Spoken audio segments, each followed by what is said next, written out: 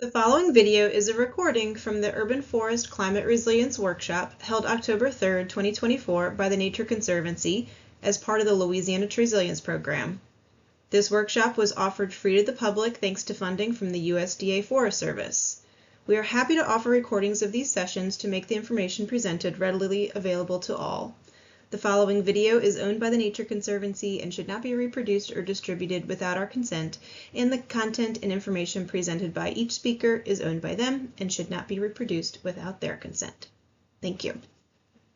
And so with that, I am going to go ahead and hand it over to Andrew, who we already met earlier in the day, and I'll let you take it away, Andrew.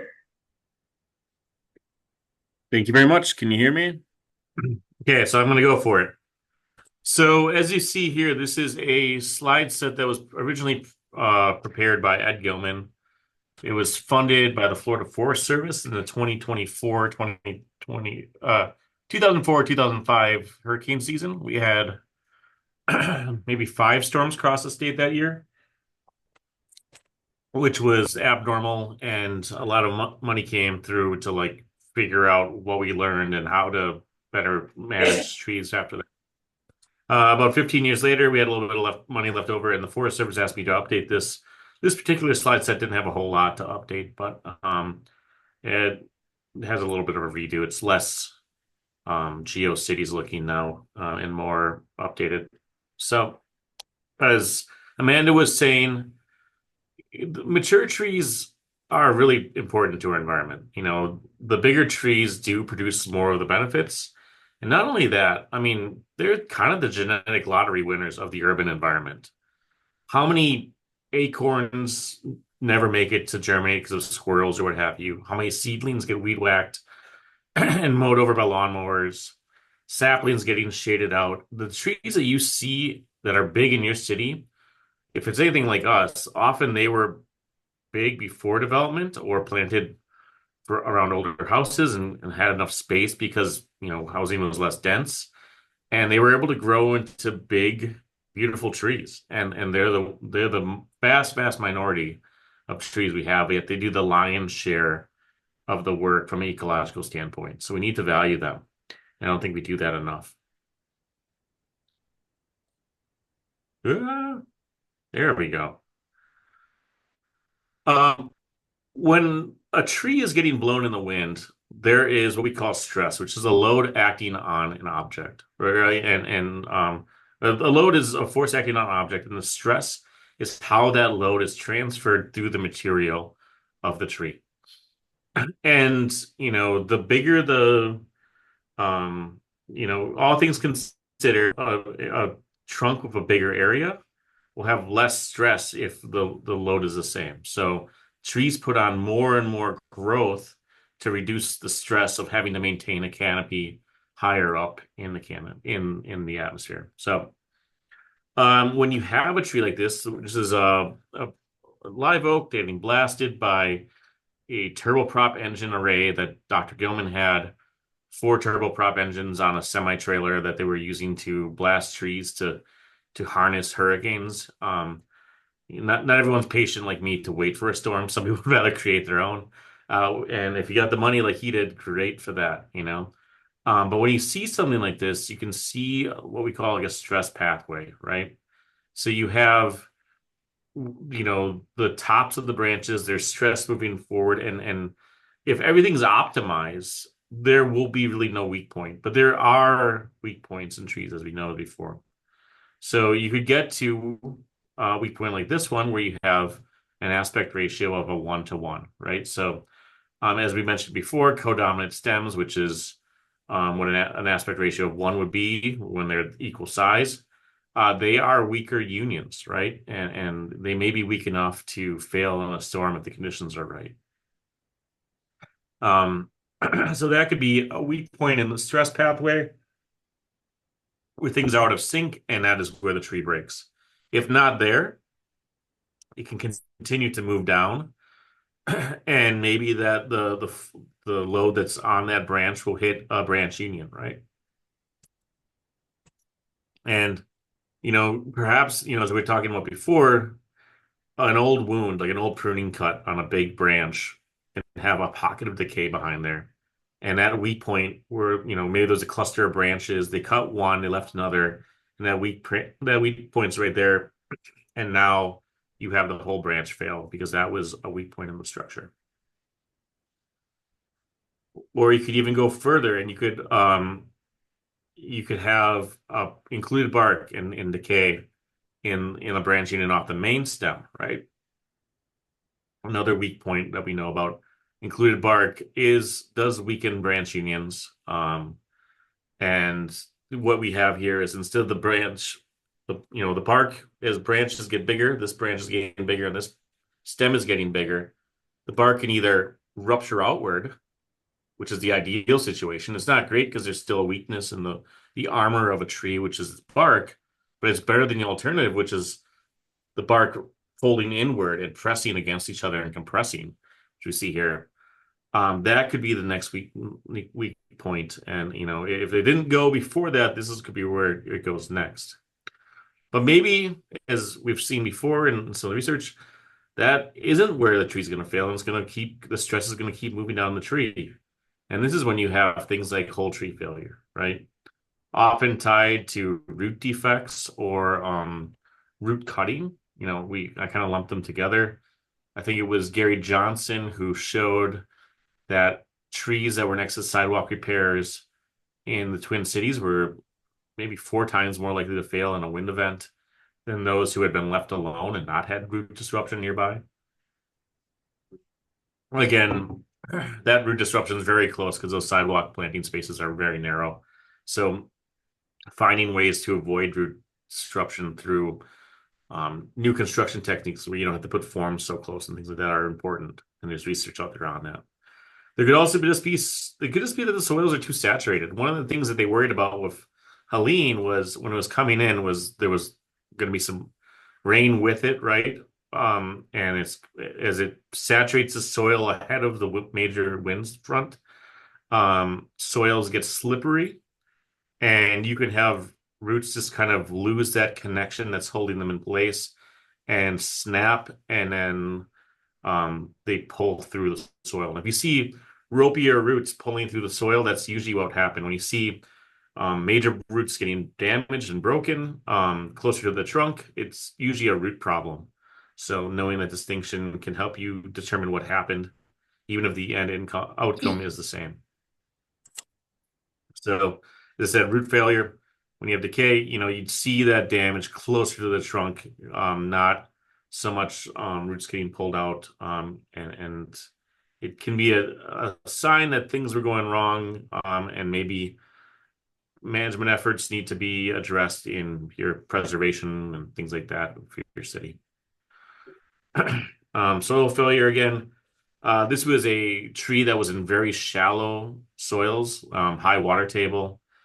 And you can see here a big part of that root plate still intact, but the roots just didn't have the deep anchoring heart roots that we'd hope to see, that would give that tree a little bit extra anchored in the face of the winds that it experienced. So we talk about tree failure in normal forests or natural forests. And, often when we have, this is actually what happened to my friend Ryan Klein. He owned a house in Gainesville. He had closed canopy conditions. The tallest tree in his little stand in his backyard gave way. It was a sweet gum. It uprooted, and then everything else next to it that was never exposed to wind before was now getting exposed to winds that they'd never experienced. They didn't have that taper that you'd want to see. And they started to fall over one after one after. What you don't see a lot in these forest environments are branch drop, right? These closed canopy conditions, there's a lot of pressure for probably the most important light, or the most important resource for a tree besides water, which is light. And trees only have one way to go. They're going straight up, trying to get, unless they're super, super shade tolerant, like our hemlocks and stuff like that. They're going to go straight up, try to capture as much light as possible, maintain co-dominance, and eventually exert dominance if they're so lucky, And we don't have a lot of branch breakage in this because those branches are shedding naturally because, as the tree gets shaded, the side branches kind of don't keep up and they break off when they're younger. And it's not quite the same as what we see in urban areas. And how this plays out is every branch is kind of working on its own, right? The branches aren't helping each other out. The tree puts branches out in every direction, trying to maximize light capture. If one of those branches finds that spot where the light is available, it will support both itself and the main trunk of the tree. And that branch is happy, and or if branches get happy, I don't know if that's the case. And the whatever excess photosynthate is produced through photosynthesis goes to the main trunk. When a branch gets damaged in the wind and it's shaded, or just is naturally shaded because other ones are more competitive around it, it can't keep up, right? And as it loses the race for capturing light, it doesn't get smaller. It grows slower while everything else maintains that normal rate of growth, and its relative size gets much smaller.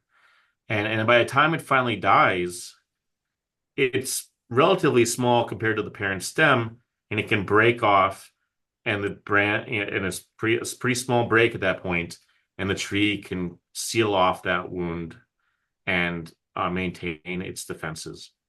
So when we do pruning as arborists, we want to kind of mimic that natural process by often doing what we call reduction cuts, what I'll tell you in a little bit later, where we're kind of hindering and picking the winners and losers in that kind of battle for dominance in the canopy. And the branches that we don't want to win, we keep hobbling them until the point where they're relatively small and we can remove them with ease and not cause the tree any undue harm. In as I said before, in the forest environment, those branches are shedding when they're relatively small compared to the parent stem, but we often see overturning and stem breakage, especially when interior trees are finally exposed to winds that they haven't been exposed to before. In contrast, in urban areas, whole tree failures are pretty rare. So Hurricane Matthew, they make the news. You can guarantee that if there's a whole tree failure, your local news station is going to be right next to that with their shot showing you the damage from the hurricane, right? And that the reason that they're newsworthy is because they're not that common, right? So whole tree failures. In Hurricane Matthew, we had 1% of our trees had whole tree failures, as I showed you before. Hurricane Irma, I didn't show you this earlier. This was like that Category 1 storm in the Tampa Bay area. And we had 7% whole tree failure or failures that were significant enough that removal was warranted, often because of significant crown damage, right? But the vast majority of damage you're going to see in the urban forest is branch damage. And because of that, we have things to work with and we can manage that tree after the storm passes. Because what we're really doing is we're managing a vertical forest, right? This is the Baranoff Oak in Safety Harbor. And each one of these branches is about the same size as one of those stems in that pine forest SMU, right? So we're managing a vertical forest and maintaining it and helping those limbs recover in our restoration efforts. So 2 cuts to rule them all. Well, actually 3. But the most common ones that you're familiar with right here are probably your removal cuts and your reduction cuts. So a removal cut prunes a smaller branch back to a bigger stem. So it's, either you're just getting kind of heavy-handed in the start, or you've done some reduction pruning before, and you're like, this thing is small enough where I can just cut it off at the next bigger branch or the stem itself, and it will be fine, right? A reduction cut is kind of an intermediary cut.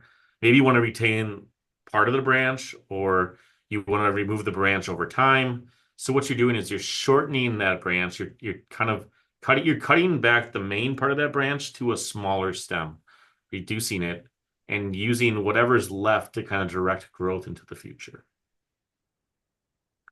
One that we often have a bad taste in our mouth about that is quite helpful in this situation is what we call a topping or a heading cut, right? Topping a tree because you think it's too big in the front yard is not ideal. And it's not something I'm advocating for today. Topping a tree or topping a branch, using a topping cut to clean off a branch that has already been mangled by a hurricane is a different story. And this is where we can use that. Maybe you have a big branch, it was broken, you're hoping that it'll sprout somewhere and you don't want to remove it all the way back to the main stem. A topping cut to kind of work with that, get some sprout growth might be something that is a tool you can use, and just make sure you know that it's appropriate for the situation. Um, so first of all, when we start this whole what to do, we need to know when to restore. And so, the storm has passed. We're looking at the trees that are out there, and we're assessing their damage. And in this part, we're going to look at what trees can be restored and what ones should probably be removed based on a variety of factors. And my thing is in the way, so I got to move it. I hope I fixed this one. There was a mistake in one version of this. So, trees to blocking my screen again. Okay, here we go. Trees to remove. Trees to remove are any that have the main trunk that is cracked or broken. As I said before in the first talk, cracks are pretty serious, especially when you've got like horizontal cracking across the fibers. So if you see that in a tree, that tree is probably beyond salvage. And unless it has some really significant cultural aspect that's keeping it, as a contender, you're probably best to remove it. If you have a large stem, like a main coat stem that is split from the tree and it's causing a big gaping wound, that thing will probably only get worse over time. And once you have decay behind the rest of the branches that are remaining, you're setting yourself up for problems. A tree that is leaning, and so I talked about corrected and uncorrected leans before, and the lean is towards a target, right? So if there's a lean and there's no target, you might be able to get away with just seeing if that thing levels out and stabilizes, right? Not level out, it stabilizes and then responds and starts growing back upward. If that is not the case, if there's a target, then it's probably best just to remove it because you have no idea if the next storm is going to finish the job for it. Again, if the remaining tree is likely to fail some more, then it's time to take it away. If there are major roots that are severed or broken, which could cause uprooting, again, time to think about removing it. And then if you have just many limbs of 8 inches or higher, more than you would ever prune, and feel like you get away with it, that tree may not recover. And then if you have trees that have existing problems, I've got a tree in my parking lot at work that has the most amazing stem girdling root. I mean, this thing is ginormous. It doesn't have much time left on this earth. It's already starting to flag a little bit. Maybe the storm is just the excuse you need to do the job for it, so. Trees to retain would be young trees. Young trees are very plastic. They can take a lot of abuse. We abuse them in the nursery by cutting off the majority of their roots if they're bald and burlap trees, and they still recover. Even bare rooting trees, I mean, you're shaving off a ton of their fine roots to do that. So they can recover with irrigation and care. The foliated trees, most trees naturally lose their foliage within a year or maybe a cycle through 2 or 3 years. So the foliage trees is not a concern because, those are temporary structures anyways. Trees that are missing dead twigs or small branches less than 4 inches, again, not a lot of energy stored there, not a lot of investment in those smaller branches yet, and they will recover as they grow more. And then decay-resistant trees, your live oak being a prime example of a tree that can handle a lot of abuse and can recover. And then small leaning trees, either because they were newly planted or because they are just small species like your dogwoods and things like that. You can write those because they pose limited danger to people and you can maintain them because there's still going to be roots that are attached. The side that is, underneath the trunk, those roots are still attached, maybe a little crunched, but those connections are still there, and you don't have to establish a new tree. It's partially established already, right? So many things. I got to move things around. I'm sorry, folks. Okay. So how long does it take to restore a tree? A tree can take 2 to 5 years or more, depending on various factors. So the size of the tree. Smaller trees take less time to recover, especially given the damage, right? If a small tree that's lost 25% of its canopy, you're losing like 4 and 2 inch branches. A bigger tree that loses 25% of its canopy, you're losing massive limbs. And it takes a while to recover from that. Decay-resistant species will recover better, maybe not faster, but they will not hollow out. Mature trees will require more time and maintenance and maybe aren't your best candidates. And then, of course, the level of damage will dictate how many visits and how long you're going to have to come back to that tree. Restoration pruning. So when you're engaging in what we call restoration pruning, which is working with the existing structure as it is after the storm and trying to recover it and give it more of that natural shape that it had before, the first thing you need to do is develop a response plan. And then in the years after that plan has been developed, you can start doing a multi-year restoration pruning program. So the response plan is something, you might want to feel like you need to do something right away. But a big take home from this presentation is um, this takes time and patience. So while you're waiting to see if the tree is going to recover or not, you can start with your response plan. So immediately following the storm, you can remove any potential tree risks, trees that are leaning toward structures, hanging dead branches, things like that are obvious risks that need to be taken care of immediately. You can stake fallen trees where possible. Again, there are roots that are intact, but a big air gap and exposed roots will desiccate the tree over time. So getting that thing up, getting those small trees up as fast as possible will do the most good if you're trying to save them. And then you can, do crown clean, remove dead wood and broken limbs of damaged trees, as I said. Before your next visit, you're gonna just kind of let things be. The tree lost a lot of its food factory, a lot of its canopy, so removing more to get an effect or a look that you want is this going to further deplete reserves that it doesn't have. And then you can look around your community, your HOA, your property, and start seeing what your long game is and develop a management plan for that area. So immediately following the storm, step one is just, again, remove all risks. That could be fallen trees or branches near power lines.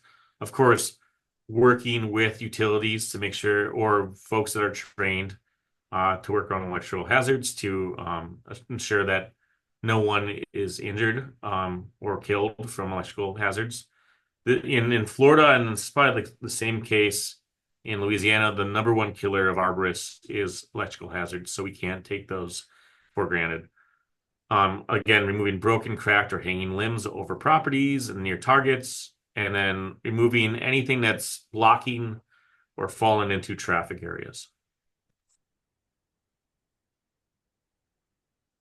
Immediately following the storm, step two is to stake fallen, leaning trees when possible. For small trees that are 4 inches or less in diameter, or recently planted trees, you can do this quite easily using normal stabilization techniques like posts and guys and things like that. 2x4s, whatever you want. The big thing is not to let the roots dry out. Water and cover with a tarp or mulch or whatever you can before the trees be planted if you can't get to it right away.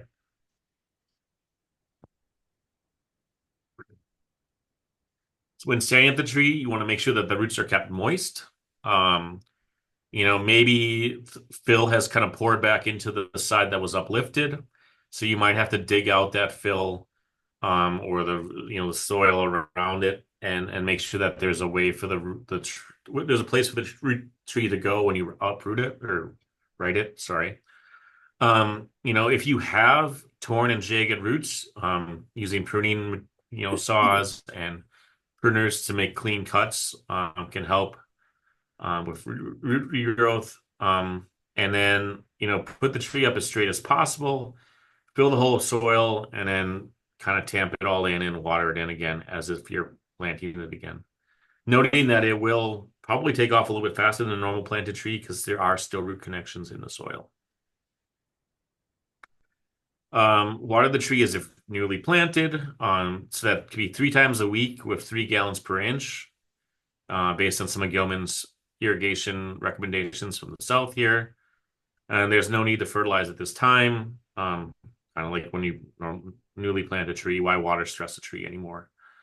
You can stake the tree, and adjust the stakes and remove them as necessary when the tree is stable. So, common things that we do here in Florida are these 2x4 kind of braces that we use on palms. You can use them on a dicot as well, but make sure that you are loosening them periodically if you need to. It's a very strong connection. Another, you can also use just normal bracing that you would do with posts and cables. But something that Gilman really kind of championed has a number 2 next to it, which is those staples. Essentially, you take untreated lumber, pound some stakes on either side of the root ball once it's where you want it in the hole, and then put some cross beams across it. And that was the strongest connection he had when doing like pull tests to see how strong he could root trees in right after planting. And the wood will rot away um, relatively fast. And tree roots are fine with these kind of conflicts. They grow into other roots all the time in the forest, right? They kind of blindly find each other when they're searching for ideal soil locations. So this is nothing they can't overcome, especially if it's only a temporary blockage like that. Immediately following the storm, step 3 is to clean the tree canopy of dead, cracked, and broken limbs. You make sure you are making you can make smooth pruning cuts if things are torn, and you can remove hanging branches starting at the top of the canopy and working your way down so that you are not getting hit by stuff that's breaking free as you're working in the tree. Again, this is where you're going to be using your removal cuts and then your reduction cuts to get things back to normal as you need to. So the heading cuts are the ones that are kind of new to most of you. I'm sure people have a gut reaction against hearing these, but what we're going to do is we're going to make clean cuts near breaks and tears. When we don't have the option to reduce back to a lateral. If you have a good lateral, even one that's not as desirable as, like you want one that's usually like a third of the main stem, is kind of something you'll take over. A heading cut can be effective, and you can see the sprouts coming from this. And these sprouts are what we're going to manage in severely damaged trees. Example of a tree after canopy cleaning, you can see that we use reduction cuts in this case to kind of establish the new canopy after we had some breakage in the upper left part of this tree. And we picked just branches that were big enough and going in the direction that we wanted to establish that new canopy where that gap was formed. Again, we're not topping trees when we do a heading cut. A topping is just kind of the indiscriminate and kind of lazy way of pruning to reduce size. No creativity there whatsoever, right? And this practice is harmful to a tree. What we're essentially doing in this case is working with a tree that's already been topped by nature and just cleaning things up a little bit. Immediately following the storm, again, we're going to remove hazards, stake trees, clean canopies, and then we're going to get ready for the next phase. And that is going to be that kind of wait and see, where we allow trees to regenerate energy reserves and develop that plan. Allowing time for a tree to sprout is kind of that waiting game. It might be hard to tell it's often hard to tell the future, even in risk assessment. If you have like a risk assessment or a health assessment of a tree where you're just not sure and it's not posing an immediate threat, trees don't do anything fast. So you can just give them a few months to do what they're going to do and get more information and come back and then make a more informed decision for the management of that tree. I know everyone wants something right away and they want that crystal ball, but just giving the tree time to recover will tell you more in the future. For trees like our live oaks, our deciduous and broadleaf evergreen trees should start sprouting by the next spring, which is kind of Aprilish. If they haven't done it then, maybe some saltwater intrusion or something's killed them off and there won't be anything worth saving. So hurricane season really heats up in the Gulf, around September, October, as we've seen. So it's going to be almost half a year before you should really make any decision if a tree's worth considering in your mind. The caveat to that is that pines are a different beast. We talked about broadleaf trees and other evergreens, like broadleaf evergreens. Pines do not sprout, so when their needles are brown, the tree will not recover. So, aside from pitch pine. So, develop a tree management program. You want to work with homeowners or community planners to create a tree management program that allows for routine arborist visits. You're going to regularly prune to build a strong tree structure and minimize failure in future storms if possible. So after the hurricane, develop that response plan, and over the next few years, you're going to implement the actual restoration pruning program. The factors that affect that pruning program, again, are the size of the tree, the age, the species, and the amount of damage. So large mature trees. Large maturing trees, so your live oaks, your laurel oaks, your sycamores, tulip poplars, things like that. If they're young, if they're under 10 inches or DBH or less, it could be 2 to 4 years to restore them.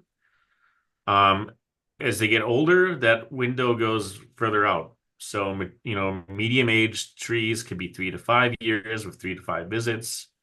And your most mature specimens are going to be at least 5 years and 5 or more visits to recover fully. If you're doing it slow and easy, and try not to make too drastic of cuts.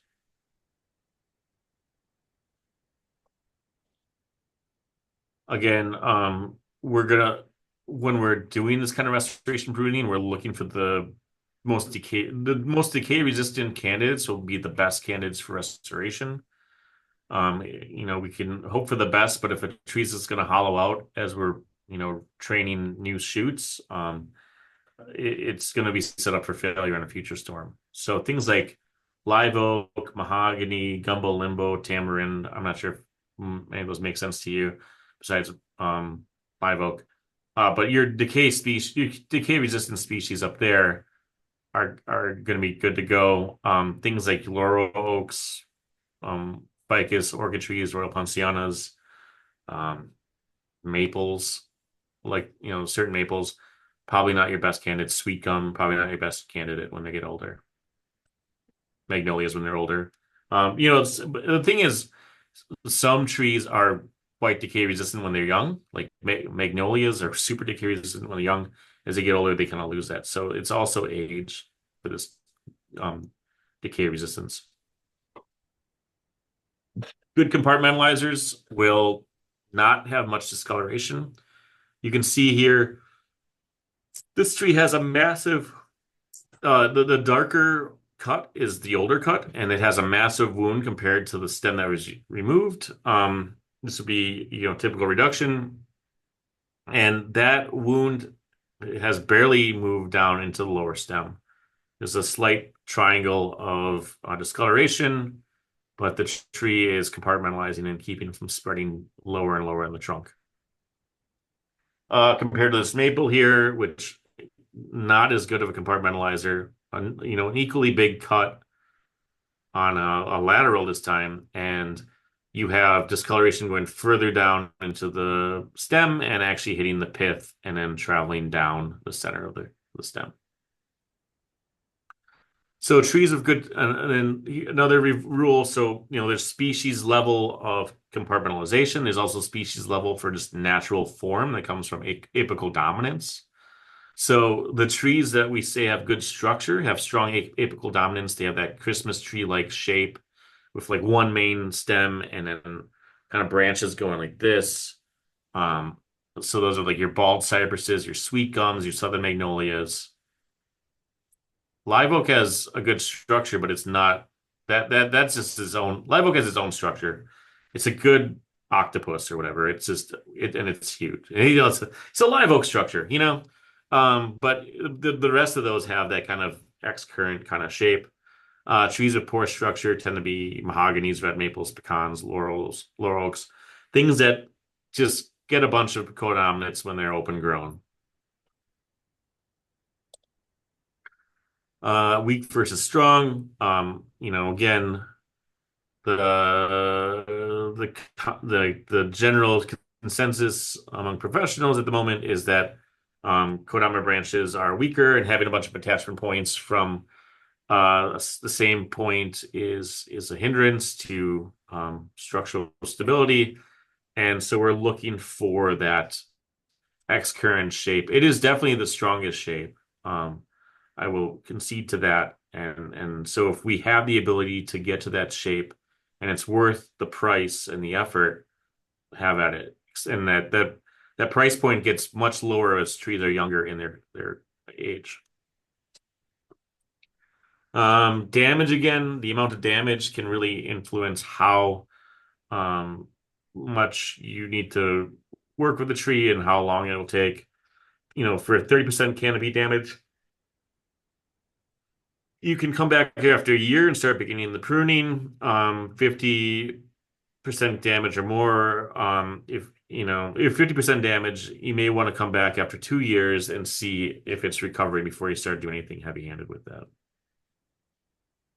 And if you have more than 50% canopy, monitor carefully over a 2-year period and decide if the tree is worth recovering, is recovering or declining. And if it's not recovering, then the decision's been made for you, and you can buy the tree and you can remove it knowing that you gave it the best chance it could have had. So the restoration pruning program is going to be multi-visits, as I said, could be 1, 2, 3, 4, 5, depending on all those factors we talked about before. In the first visit, you're going to start managing the sprouts that are going to be regrowing, given the damage and the newly exposed branches that are getting light that didn't get before, right? Your second and third visits are going to be establishing new leaders from those sprouts and, kind of picking the winners and losers of what you've thinned out before. And then later visits will be preventative pruning to reduce and remove codominant stems because they will form. There's new light available and branches will quickly take over and try to fill in those new gaps, and the tree will be competing with itself as branches. If you don't want codominant stems, you're going to have to manage them. So, sprouts will start to emerge. We have epicormic buds that are beneath the bark. The dominance that was the auxins and stuff in the terminal buds that were keeping those things in check, that apical dominance is broken with the removal of the branch ends. And that signals to the tree that, we are free to grow. There's space available and we can fill in those voids. So you can see here, you can cut off that end branch if you want, that break, and then just let the sprouts kind of do their thing as the tree recovers while you're doing the waiting phase. Over time, sprouts develop woody stems and can grow into strong lateral branches. There's a tree in my park that is like the whole thing must have broken off at 20 feet, and its entire canopy are just massive sprouts, and it's my favorite tree, honestly. It is just, it's a beauty, and it has been like that for at least 20 years and weathered many storms. So we can do a lot with these sprouts if we manage them correctly. So the it's reduce some, remove some, and leave some. So we're going to do the same kind of pruning we did before, the reduction pruning, and we're going to remove, if it's a big cluster, a third of them, just making sure that we leave some of that intact. We're picking the ones we don't want, reducing them, but we're letting them still photosynthesize because we do want all the energy we can get on that branch so that it can compartmentalize and it can start feeding the rest of the tree. We'll remove sprouts that are, not as vigorous and are crowding the ones that we want to keep. And then we'll leave some that'll be our new branches, right? We're going to leave the ones that are the biggest, best, and going in the direction we want, become the new canopy of the tree. So here's an example of more of a vertical growing branch where things are going upright. You can see there's a kind of a witch's broom of growth at the right below and a little bit further down from the cut end that we cleaned up. We can remove some that we are crowding. That one that we really like, the new lead in kind of the center right of that branch. We're going to remove the sprouts that are kind of crowding it. And then we're going to reduce the ones that are further away, but still could compete for dominance. And as you can see here, after we've done this, we have our new leader. It's the biggest and straightest one that's kind of taking the branch in the direction that we wanted to, which was where it was going before in this case. And then we've reduced the competition so that this one will take over as the leader, hopefully. So, once growth slows a bit, after that initial flush of growth, and if the trees had a little bit of time to recover, then you can start doing this, right? And you can see how it really looks in a tree here, beyond that rendering that we saw before. Again, another tree where just a massive sprouts and such. And we're starting to remove and get just, I don't know if you can see my mouse here, off that main center branch. We're removing and reducing sprouts so that we have just the one in the middle being the dominant branch. So after the first restoration pruning, you'll see here that it's been the tree's starting to establish a form again a little bit.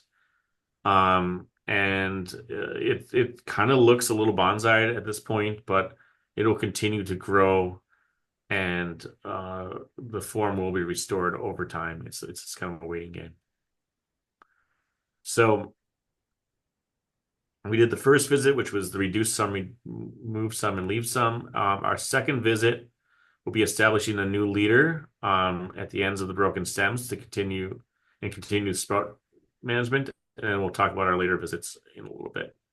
So, during canopy cleaning, we're making that pruning cut. During canopy cleaning, you make that pruning cut on the limb to clean things off. And then you let the branches sprout. And then we're looking for a new sprout that's going to take over, and it's usually going to be quite apparent. There'll be a thicker, kind of just more healthy looking sprout. And if it just happens to be going in the way that we wanted to go, that's our winner, right? And in a way you can tell if that new if that new sprout is a good one, is it might actually start forming a collar, just as we would see on a normal branch that has a good aspect ratio and a good attachment angle. So you can see here, this is, the top stem well, I think this is an elm, or gray myrtle, one of the two. Sorry. I didn't take the picture. And you can see there's a collar forming right there. And this branch is already starting to have that strong attachment point where you have layers of parent stem or trunk tissue kind of intermingling with the new sprout growth year after year. So that's a strong attachment sign that sprout that you've kept is going to be not a risk to worry about in the future. New leaders can seal over damaged tips, broken stems of 4 inches or less. Larger stems may take more time and sprout management to get to that point. So you can see here that was a vertical sprout at the top of a tree that had lost its leader, and it's just kind of growing over, almost like in the nursery industry when they put a scion on a rootstock, and it just kind of takes over, and then you have that little dog leg for a little bit, and eventually pretty much every cultivar that we have has this, and it disappears as the trunk continues to grow. For small trees, when the top breaks off, you actually have a little bit more flexibility. So this is a case where this was, an ornamental or maybe a native tree that the homeowner really liked. Probably was hard to find, and they want to retain it, even though it was broken off. You can clean off that stem, and you can see here they removed two of the branches that were really close to the break, and went further down to a branch that had more clear trunk attached to it. And they made that cut down and to the right from that branch, because if you went the other way, you'd have a stub, a triangular stub that would have to take several years to regrow over. And then since this tree is pretty flexible, you can actually put a rod or bamboo stake, tie it next to the tree, and then just kind of bend that branch gently up, as almost like you're being trained in a nursery or an espalier or something like that, and tie it to the stake. So, I mean, look at that. With one cut and a stake, this tree has a new leader established, and it is good to go. Kind of more of a horticultural exercise at this point here. And then after about a year, 8 months later, this tree has grown into something that resembles probably what it was like a year before the storm, right? Has a nice conical shape. You can see here that there that original sprout or the original branch that we moved upwards is still there. It's the gray one to the left, but there is a new sprout that took off that is actually way straighter and nearly as big in the 8 months that this had occurred. And the decision was made to keep the new sprout, and eventually just remove it. Removing those two branches that were there. The one was a sprout, and the other one was the original branch that we moved upward. And then a year after that initial damage, so 4 more months later, again, this is Florida growth here. You see the result. So later visits, preventative pruning to reduce and remove codominant stems. So, okay, we're actually good on time. I didn't hope I wasn't going too fast. Other things to avoid. And I just put this in here. Does anyone sail as a hobby? I used to sail when I lived in Illinois, and then when I moved to Florida, I sold my sailboat, which was kind of against the tide a little bit, so to say. But when you're out in a sailboat and you get caught in winds that are more severe than you're capable of handling or comfortable with, what we can do is we can reef the sail, right? And in a sail like this, what you do is you just kind of pull the sail down, the mast. You can reef it to the boom, and then you have a much smaller sail than you would normally. And that reduced sail area depowers the boat, and it makes it much easier to handle in high winds, right? Well, we can do the same thing with trees, but we have to do it in a responsible way. So, and one of the things that we see often when people are trying to make trees more resilient to wind is reducing the canopy through lion's tailing. So you saw in this picture here, the sail's getting pulled down and closer to the boat, right? Well, to do that in a tree is kind of a pain in the butt, honestly. To get to reduce the canopy as we're supposed to, and get it closer to the ground means working out where the branches are smaller, and it means having to have skill or a lift or something to get out there, right? So it's much easier to get on the interior of a canopy with a pole saw or use a ladder or use whatever equipment you have and just clean out the interior branches of a tree. And this does reduce sail area. So it is um, definitely reducing the wind loading on that tree, but it is not doing it in a way that is completely beneficial to the tree. So for one, you are keeping the loading of a tree is kind of centered on the center of the canopy. And when you reduce the sail here, you're moving that load lower in the boat. But by moving the foliage up towards the tip, like keeping the foliage out as far out as it does at the outer extremities of the crown, and then lifting the canopy up through lion's tailing or just raising a tree, you're actually keeping that focal point further away and higher up in the tree, which is putting um, more stress on the lower branch and the lower trunk of the tree. It's essentially a big lever arm that we've created, and the force is all at the ends of the tree. You're also getting rid of what we're called mass dampening. So I showed you a more complex image before, but again, what I told you is that branches don't all move together. They kind of go back and forth, they crash into each other. And this is something that we've used to great effect in engineering. So this is the Taipei Tower in Taiwan.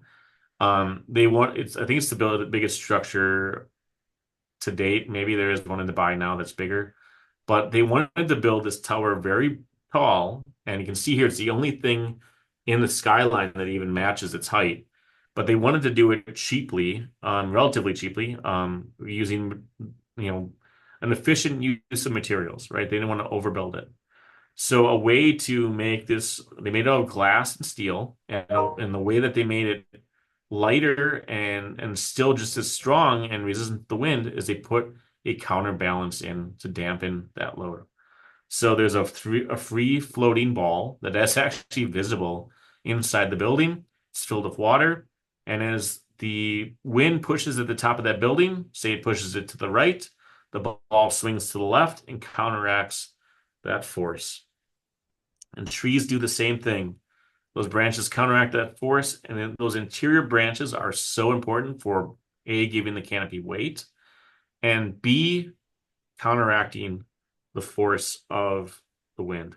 And not only that, those interior branches, those lateral branches, help develop the taper that is needed to make a tree stronger in the wind. By removing that, those limbs are just as long as they were before, and they'll get longer because you're directing the growth outward.